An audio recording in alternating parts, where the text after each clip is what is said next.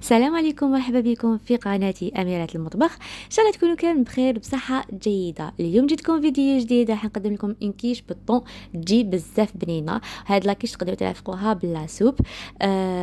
وبالنسبه لاباط ديالها ما تجيش هذيك المبسات مفتته، انا ما نحبهاش هكاك تتفتت، لا هاد لاباط تجي مقرمشه في نفس الوقت تجي طريه. قبل ما نبداو ما تنساوش ديروا اشتراك القناه وتفعيل الجرس باش هكا يوصلكم كل جديد. يلا معايا نشوفوا مقادير الوصفه وطريقه تحضيرها. عندي هنايا 250 غرام نتاع الفرينه كنت غربلتها، حبه نتاع البيض، نصف ملعقه صغيره نتاع الملح حوالي 2 غرام. بالنسبه للزبده تكون بارده وطريه، حوالي 80 غرام، وتنين ملاعق كبار يكونوا معمرين نتاع الزيت ونطمها بالماء بارد. في ريسيبيون نحط الفرينه اللي كنت غربلتها، نزيد لها شويه نتاع الملح، نخلطهم، نزيد نحط لهم 2 ملاعق نتاع الزيت يكونوا معمرين، ملعقه الاولى وملعقه الثانيه. نزيد نحط الكميه تاع الزبده اللي تكون بارده وفي نفس الوقت تكون طريه. راح نحكم هذيك الزبده ندخلها مليح في الفرينه حتى تولي ما تبانش وتولي الفرينه عندها نفس اللون نتاع الزبده. الا كانت الزبده صفراء راح تولي تبان الفرينه صفراء، الا كانت بيضاء راح تولي تبان بيضاء. ندخلوها مليح حتى تولي ما تبانش كامل، نبسوها هكا وندخلوها ما بين صباعتينا. زدت لها حبه نتاع البيض ونزيد نطمها بالماء يكون بارد. ما ديروش الماء بزاف، قسمه تنطم برك باسكو ما لازمش تكون طريه بزاف. نطمها كيما راكم تشوفوا حتى تولي عجينه متماسكه. هايلك نغلفها بابي فيلم ونحطها في الثلاجه حوالي 20 دقيقه. بالنسبه لافاكس تاعنا واش راح نديرو؟ عندي هنايا كاس غير ربع نتاع لاكريم ليكيد، نكملها بالحليب حتى يتعمر الكاس.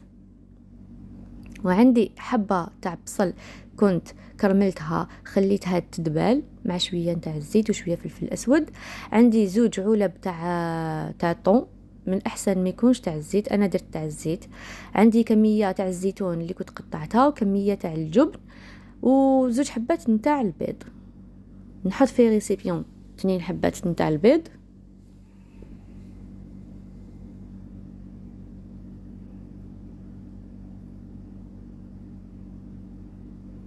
نزيد لها كاس لاكريم ليكيد اللي كنت ضفت له شويه نتاع الحليب،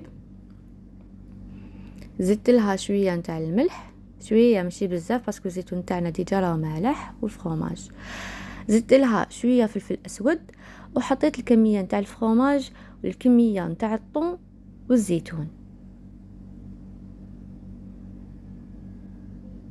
الطون كنت صفيته من الزيت نتاعو. زدت لها البصله هذيك اللي كنت قطعتها مربعات صغار وخليتها تتقلى، نخلط مليح بالفوي. بالنسبه للمول انا خيرت هذا المول، من الاحسن تاعي شويه كبير، من الاحسن تخيروا المتوسط اللي رايح للصغير. حطيت لاباط تاعي ووسيتها باليد وتقبتها مليح،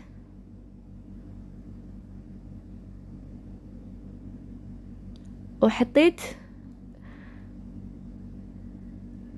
الحشو هذاك. دوك هنايا حطيته على 180 درجه في الفرن، خليته يطيب من التحت مور ما طاب، خرجته، درت له كميه تاع فرomاج غابي باش يعطينا هذيك التحميره واللون شباب، ونشعلها من الفوق. مور ما شعلت لها من الفوق خدات هذيك التحميره كيما راكم تشوفوا. لاكيش تاعنا راهي وجده، قطعتها انا على ستاند، قطعوها كيما حبيتو.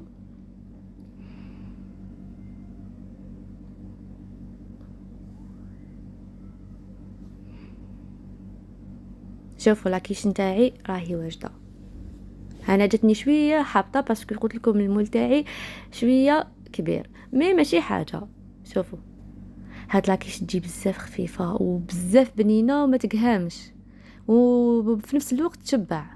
ان شاء الله تكون نالت اعجابكم هذه الوصفه، ونتمنى تجربوها. ما تنساوش ديروا اشتراك القناه وتفعيل الجرس، باش هكا كل وصفه راح نجربها وتنجح معايا راح نشاركها معكم، ما نبخلكمش بوصفاتي.